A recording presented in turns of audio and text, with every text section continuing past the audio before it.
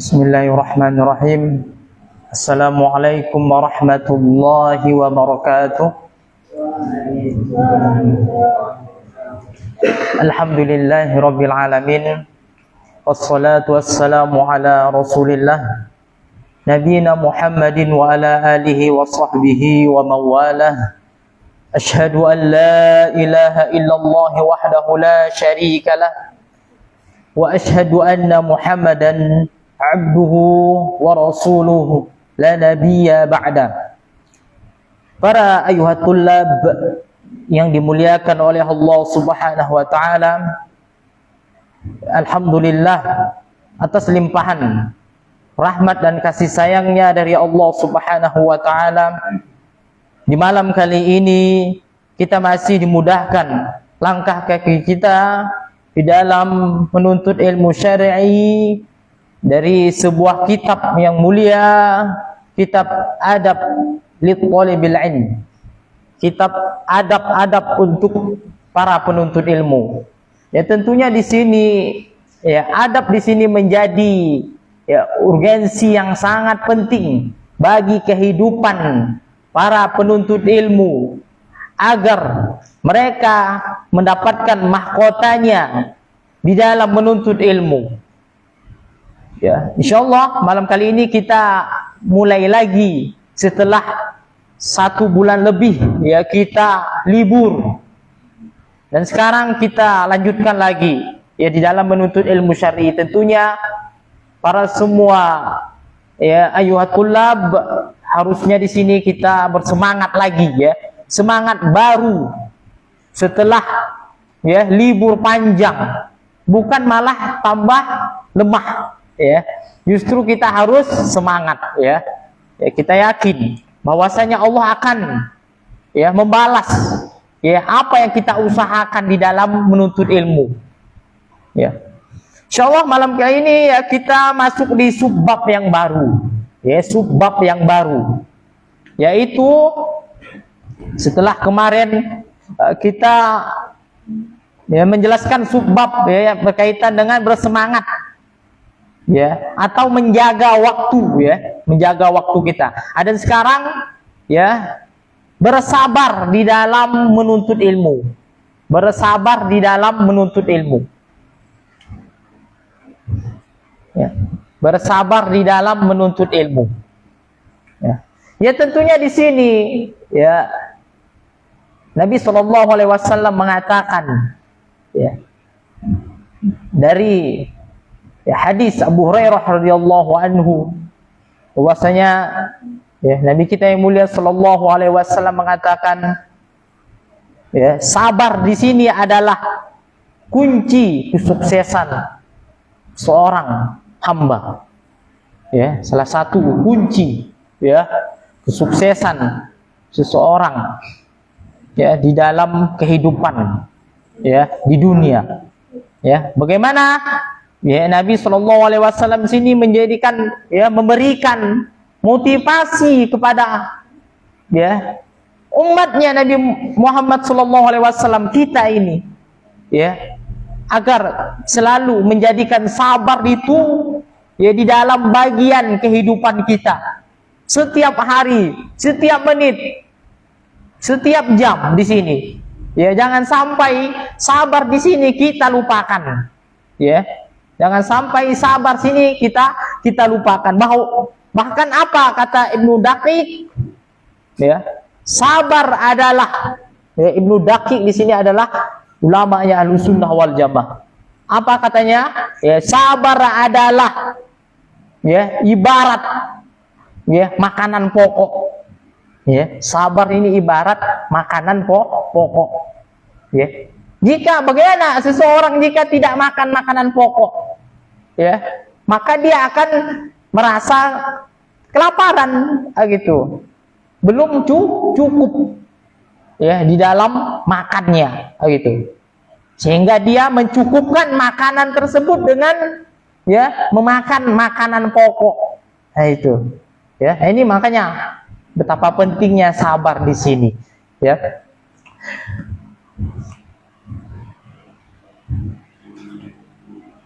Di sini ada penjelasan ya sedikit bahwasanya ya penuntut ilmu, dicatat di sini ya, penuntut ilmu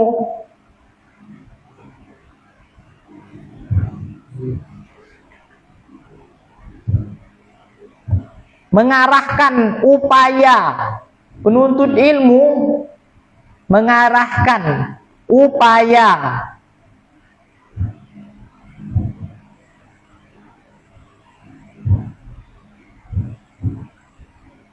maksimal sebagaimana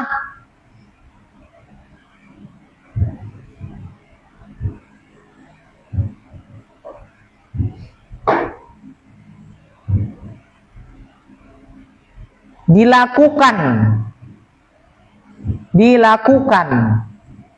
sebagaimana dilakukan ulama terdahulu, sebagaimana dilakukan ulama terdahulu mengarahkan upaya mereka, mengarahkan upaya mereka, mengarahkan upaya mereka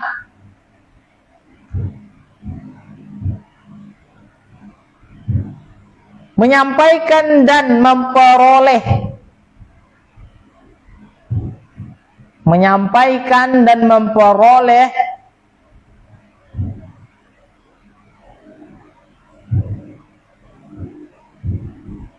ilmu untuk kita, ilmu untuk kita. Lihat di sini ya, bagaimana patokan kita juga para ulama ahlu sunnah terdahulu, ya, tabi'in, tabi'ut tabi'in, ya, ulama kontemporer ahlu sunnah wal jamaah, ya, mereka adalah pewaris para nabi, ya. Dikarenakan mereka pewaris para nabi, maka mereka itu dituntut ya untuk mengarahkan upaya mereka ya di dalam memperoleh ya itu warisan dari para nabi, yaitu ilmu. Ya. Para nabi itu bukan mewariskan harta. Sekiranya para nabi itu mewariskan harta, tentu kita itu sampai sekarang masih menikmati harta dari Nabi Sulaiman. Karena Nabi Sulaiman itu nabi yang paling kaya. Ya. Nabi Sulaiman memiliki istana, harta yang banyak, emas, perak, wilayah yang banyak. Tapi lihat, ya, itu Nabi Sulaiman hanya mengajarkan gitu, ya, mewariskan ilmu bagaimana itu ya menyikapi dunia dan seisinya di dalam kehidupan, ya, agar menjadi orang yang bersyukur. Itu ilmu dari Nabi Sulaiman. Dikasih ya harta itu harus disyukuri, bukan justru dikufuri, disyukuri. Itu ya, itu pewaris para nabi, ilmu, ya, bukan harta. Itu ya. Nanti disebutkan di sini bagaimana para ulama di dalam mengarahkan upaya mereka di dalam menuntut ilmu syar'i, ya. Itu.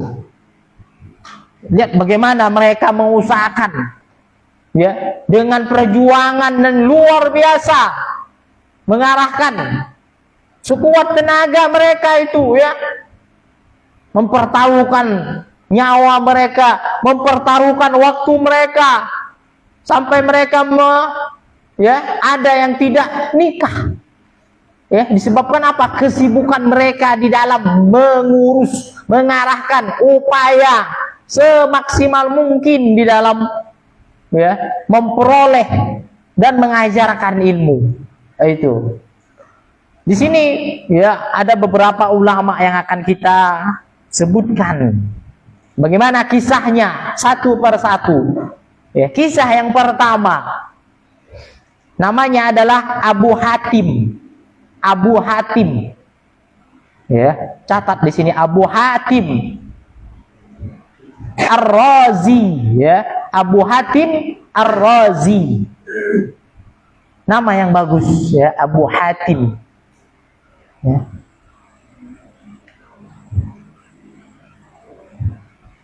Ar-Razi rahimahullah, ya. Lihat ya di sini bagaimana kisahnya Abu Hatim di sini. Ya. Beliau ya berjalan di atas kedua kakinya, ya. Berjalan di atas kedua kakinya. Berarti apa? Tanpa menunggangi gitu. Kendaraan berjalan di atas kedua kakinya. Jalan kaki di dalam menuntut ilmu itu sangat banyak. Ya, sangat banyak. Sangat panjang di sini, ya. Beliau ya telah menghitung perjalanannya. Jalan kaki itu sejauh 8.280 km di dalam menuntut ilmu. Ya, 8.280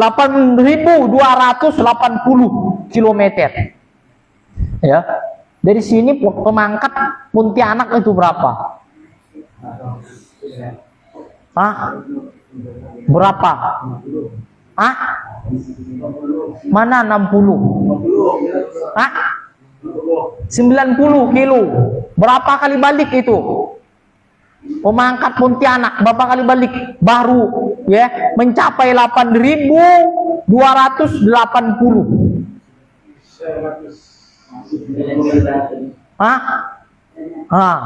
Lihat ya, itu perjalanan yang panjang dari sini kemana? 8.280 km. Jalan kaki, bukan pakai keledai, bukan pakai kuda, bukan pakai onta, tapi jalan kaki. Mampu nggak antum? Ya, dari pondok di sini jalan kaki ke Melawi misalnya. Ya, itu paling jauh ya, ke Melawi di sini ya. Mungkin santri paling jauh ini. Ya. Ini top skor ini ya. Seumur hidup pondok pesantren At-Tauhid ini paling jauh. Nggak ada yang lebih jauh lagi. Siapa? Nggak ada. Ya, ini top skor masih dari angkatan pertama sampai sekarang itu. Masih memiliki ya jarak terjauh. Itu jauh lagi ke Pontianak. Pontianak belum ada apa-apanya. Ya. Ya. Ya dekat ya. Kecuali di Baghdad ya. Baghdad bakau darat ya. Baghdad sana kan ya. Itu. Ini lihat bagaimana para ulama ya. Ini harus jadi patokan kita ini para ulama ya. Di dalam menuntut ilmu. Ya, perjalanan yang sangat jauh. Ini masih ada kisahnya ini belum. Ini 8.000 belum. Ya, kemudian setelah itu ya beliau ya berjalan lagi. Ya, dari kota ke kota itu. Ya. Sehingga terakhir beliau ya sebelum diwafatkan oleh Allah Subhanahu wa taala ya semuanya totalnya itu di sini ya 13.865 km. Ya, total semuanya. Ditambahkan dengan beliau itu safar lagi jangan jalan kaki dari kota ke kota lagi nambah. Ya, di sini nambahnya 5.585. Ya, ditambahkan tadi 8.280 ya, ditambah 5.585.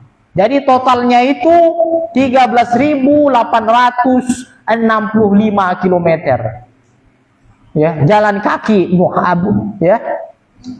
Abu Hatim Ar-Razi, ya. Akan tetapi lihat, ya, dengan perjalanan tersebut habis, ya, masa-masa mudanya, ya, dihabiskan berjalan untuk menuntut ilmu, ya.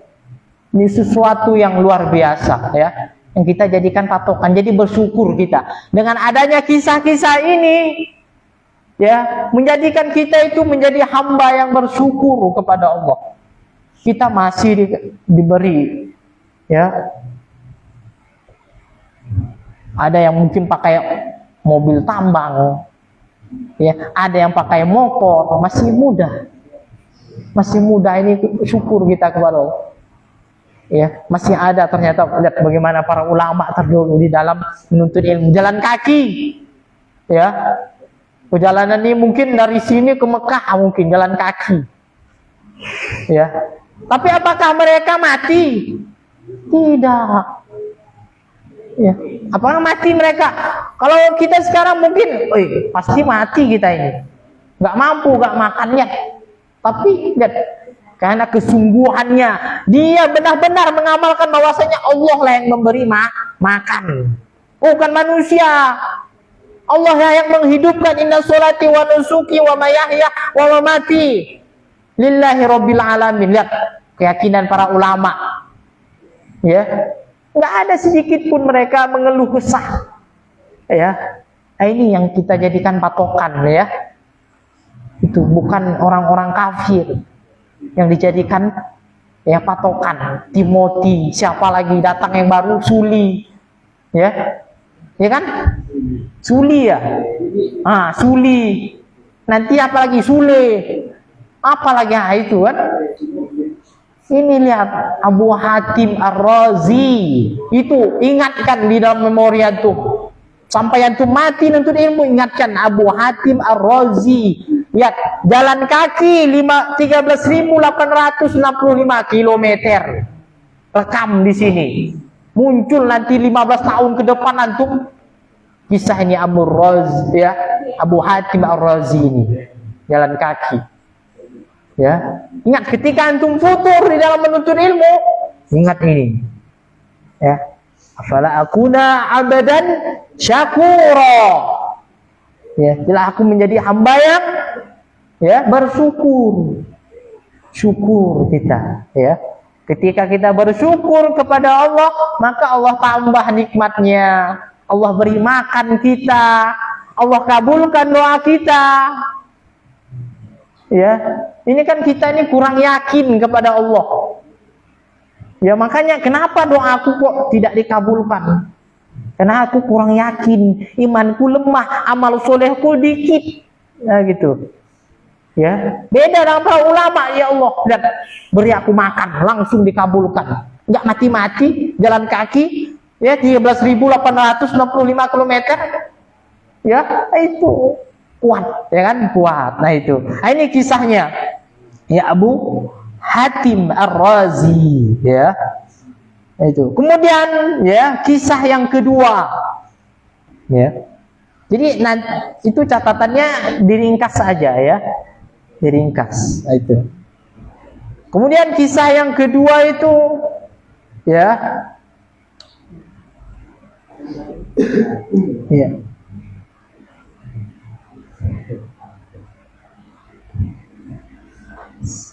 Kisahnya Imam Bukhari dan Adam bin Abi Iyas. Kisahnya Imam Al-Bukhari dan Adam bin Abi Iyas. Adam bin Abi Iyas.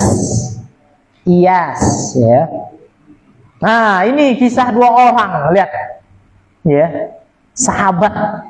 Ya. Bukan maksudnya apa, dua orang sahabat, bukan sahabat Nabi, ya. Maksudnya ini ulama memiliki persahabatan yang dekat. Nah, gitu. Ya. Imam Al-Bukhari dan, ya, Adam bin Abi Iyas. Nah, ya. Kita dengar bagaimana ceritanya di sini, ya. Ya. aku pergi, apa kata Imam Bukhari di sini? Aku pergi keluar, maksudnya keluar ini pergi ya, bukan khuruj ya. Mereka istilahkan. Maksudnya di sini pergi ya, menemui Adam bin Abi Iyas. Nah, jadi Imam Al-Bukhari itu menemui Adam bin Abi Iyas. Nah, ya. Kemudian maka aku menunda perjalanan. Ya. Jadi menemui Adam dulu bin Abi Iyas. Padahal Imam Al-Bukhari ingin safar. Itu. Ingin melakukan perjalanan, akan tetapi lihat ya, ditunda dulu. Ya. Menemui Adam bin Abi Iyas. Kemudian ya. Dan sehingga aku terlambat. Nah, itu ya.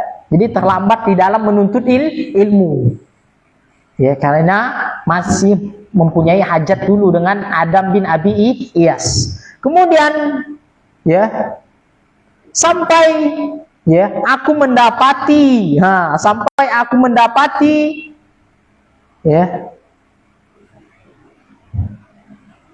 beliau Adam bin Abi Iyas ya makan jerami. Ya, makan jerami. Jadi Imam Bukhari ini ya, ketika mendapati Adam bin Abi Iyas ini sama kedua orang ini para penuntut ilmu. Ya. Mereka muhadditsin, muhaddisani, rajulani, muhaddisani, hamisahani. Ya, kedua-duanya itu bersemangat di dalam menuntut ilmu sampai-sampai makan jerami. Lihat. Antum mampu nggak makan jerami, makan rumput gitu, rumput kering itu habis dipotong? Pernah nggak seumur hidup antum makan itu? Ya, nggak pernah. Ya, nggak pernah antum. Ya, nggak ada yang mampu. Ya, kecuali dipaksa. Kalau nggak makan kamu dibunuh, gitu. Baru antum mau. Tapi kalau hanya iseng-iseng, kelaparan dalam menuntut ilmu itu, nggak ada uang, antum sehabis-habisnya uang antum. Ya, nggak ada uang antum masih enak makan, masih bisa makan nasi, ya, masih bisa makan ayam, itu. Tapi lihat di sini Adam bin Abi Iyas makan jerami. Apakah dia mati setelah makan jerami? Tidak. Ya, dia yakin bahwasanya Allah lah yang memberi dia makan. Itu. Sehingga rumput, sebenarnya rumput itu halal rumput, ya, halal rumput itu.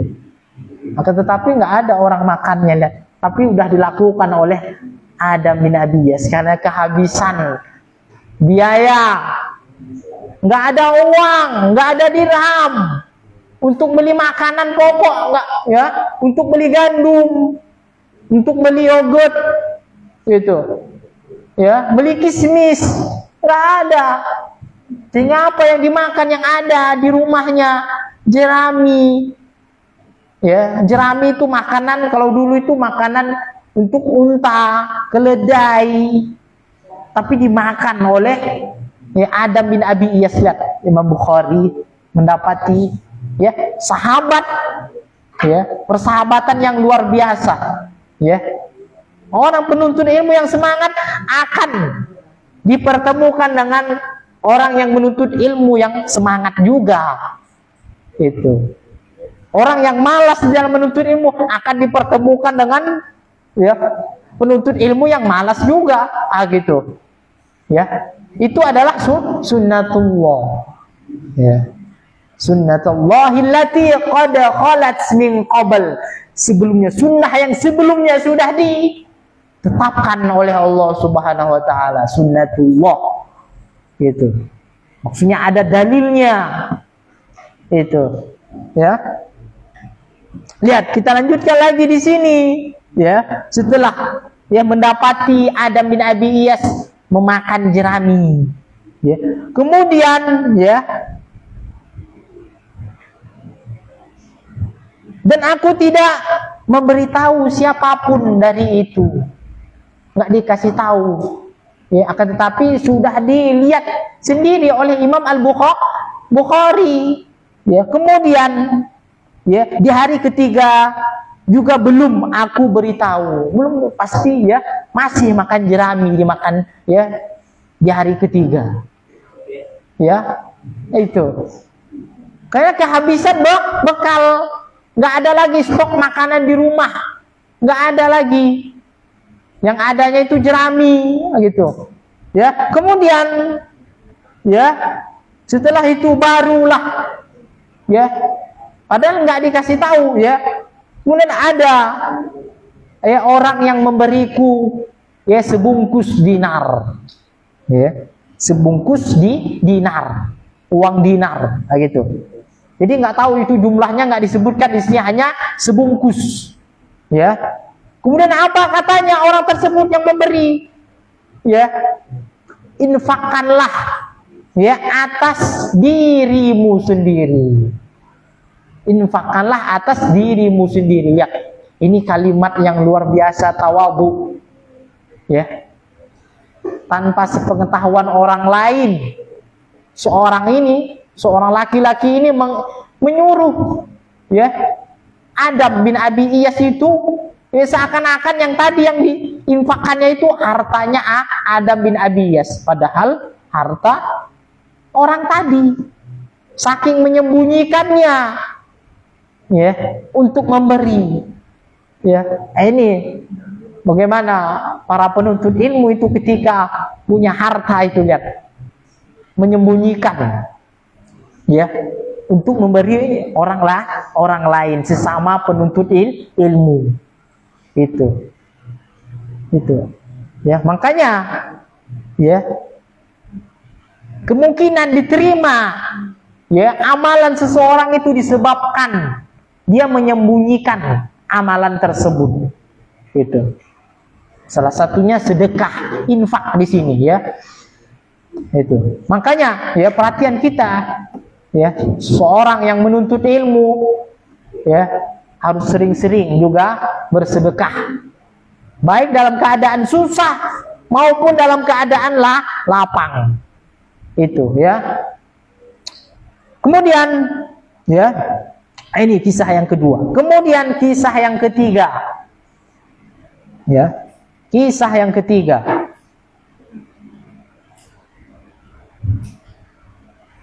Nah, di sini lagi-lagi kisahnya Abu Hatim Ar-Razi, ya.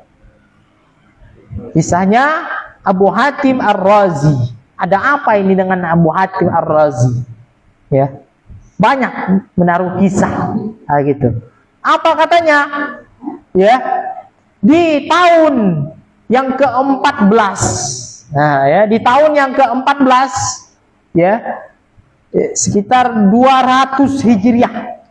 200 Hijriah. Ya, 200 Hijriah. Sekarang berapa? 1447 Hijriah.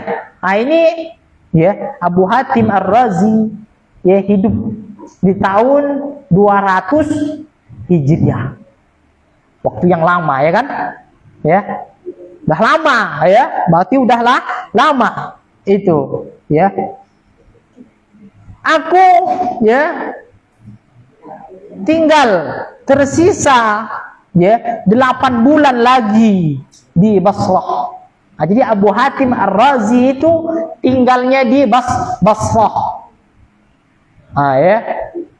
Dia udah tahu bahwasanya 8 bulan lagi dia akan safar. Dia akan pindah rumah, gitu. Pindah tempat tinggal. Untuk apa? Untuk menuntut ilmu. Ya, bukan pindah untuk pindah kerja, bukan pindah ingin mendapatkan suasana yang ya enak, bukan. Tapi apa? Pindahnya mereka para ulama itu untuk menuntut ilmu. Ya, di sini. Ya. Kemudian lanjut lagi, ya. Bagaimana dia tinggal, ya, dan tinggal 1 tahun untuk diriku. Itu, ya. Tinggal 1 tahun untuk diriku. Jadi waktunya itu nggak menentu. Ya.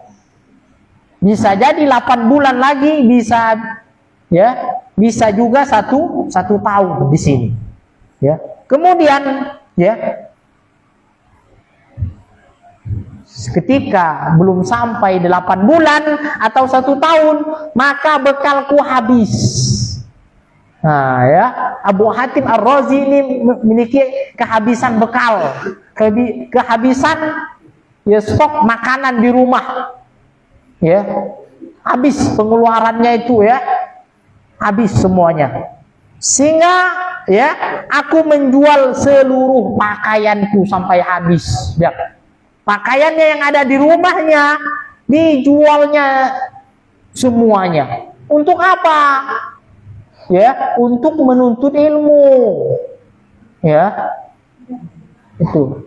Ya, untuk membeli makanan agar semangat di dalam menuntut ilmu. Gitu. Untuk membeli buku-buku. Ya. Itu.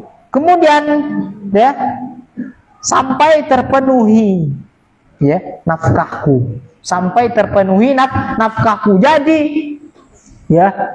dijual semuanya pakaian. Ya, sehingga yang tersisa itu hanyalah di badannya saja. Habis semuanya. Ya. Lihat di sini bagaimana mereka itu, bukan berarti mereka itu zalim, bukan. Ya, bukan berarti mereka zalim itu. Akan tetapi mereka itu menjadikan dunia itu di tangannya. Ya, bukan di hatinya. Kita pakaian kita kesayangan, kita memiliki pakaian kesayangan, ya kan? Kendaraan kesayangan mungkin, itu bahkan mungkin memiliki orang kesayangan, ibu dan bapak kita, bukan orang selain kedua ini, itu. Ini semuanya kita memiliki kesayangan, akan tapi jangan sampai semua kesayangan tadi kita masukkan di dalam hati kita, Cukuplah kesayangan-kesayangan tadi di dunia itu hanya di tangan kita, bukan di hati. Ketika kita menjadikan kesayangan tadi di hati kita, maka akhirat itu terlupakan. Kebalik, gitu. Akhirat di tangan, dunia di hati, salah. Jadi kita itu cinta dunia, takut mati. Lihat di sini. Kisahnya Abu Hatim Ar-Razi menjual pakaiannya sampai habis catat itu. Itu penting, menjual pakaiannya sampai habis untuk menuntut ilmu. Untuk menuntut ilmu, Kemudian kisah yang keempat. Kisah yang keempat lagi, Siapa di sini? Zakaria Al-Ansari. Zakaria Al-Ansari rahimahullah. Bukan nabi, ini bukan nabi Ini ulama. Ulama Ahlussunnah wal Jamaah. Ulama kan banyak, akan tetapi lihat penulis di sini Syekh Abdul Muhsin Al-Qasim menyaring mana-mana ulama yang Ahlussunnah. Jadi mereka Syekh Abdul Muhsin Al-Qasim memasukkan di dalam kitabnya ini sebagai contoh para ulama di dalam menuntut ilmu. Nah, di sini Zakaria Al-Ansari apa katanya? Aku datang dari negeri ini ketika masih muda. Aku datang ke negeri ini ketika masih muda. Cuma tidak disebutkan di sini negerinya. Kemudian aku tidak menyibukkan diri dengan urusan duniawi. Datang ke negeri tidak menyibukkan dengan urusan dunia. Apalagi masa-masa muda itu masa-masa yang banyak ujiannya terhadap dunia, masa-masa muda. Nah itu. Akan tetapi lihat bagaimana Zakaria di sini Al-Ansari. Itu. Kemudian tidak pula terikat hatiku pada siapapun. Nah, tidak pula terikat kepada siapapun. Jadi tidak punya kecintaan kepada seseorang kecuali cintanya kepada Allah dan Rasulnya. Ini. Ya, kemudian apalagi? Dan aku sering merasa lapar di masjid, kelaparan. Ya, Zakarianya ya suka kelaparan. Lihat. Kemudian apa katanya? Kemudian aku keluar di malam hari. Keluar di malam hari mencari sisa-sisa potongan kulit semangka. Ya.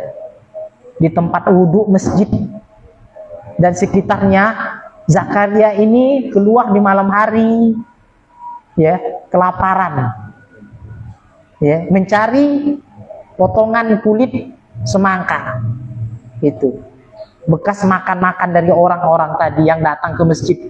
Jadi dibuang gitu, ya, mungkin udah kotor, kemudian dicuci lagi, ya, dimakan itu, ya, sisa-sisa potongan, ya, kulit semangka tadi. Mampu nggak kita sekarang begitu? Ya, itu harus kita jadikan patokan. Ya, ini luar biasa, lihat para ulama, bukan main-main ini di dalam menuntut ilmu. Lihat, kelaparan di masjid. Kita sekarang nggak pernah kelaparan di masjid. Justru apa, dikasih makanan udah ada di situ. Habis Jumat langsung bar, ambil makanan kenyang. Tapi tidak dengan Zakaria di sini. Ya. Lihat bagaimana betapa sulitnya di dalam menuntut ilmu. Itu yang dijadikan patokan kehidupan kita, jangan yang lain. Nah, gitu. Ya, tanamkan ke hati antum masing-masing itu kisah-kisah ini. Ya. Jangan dilupakan ini. Ya, jangan dilupakan kisah-kisah ini. Semoga apa yang diberi contoh penulis di sini, ya, luar biasa. Ya, mendapat pahala dari Allah Subhanahu wa taala karena yang telah menceritakan kisah-kisah para ulama untuk menjadikan motivasi para penuntut ilmu sekarang di dalam menuntut ilmu. Wallahu a'lam bishawab, wallahu muwaffiq. Naqtatim bidua kafaratul majlis. Subhanakallahumma wa bihamdika asyhadu an la ilaha illa anta astaghfiruka wa atubu ilaik. Assalamu alaikum warahmatullahi wabarakatuh.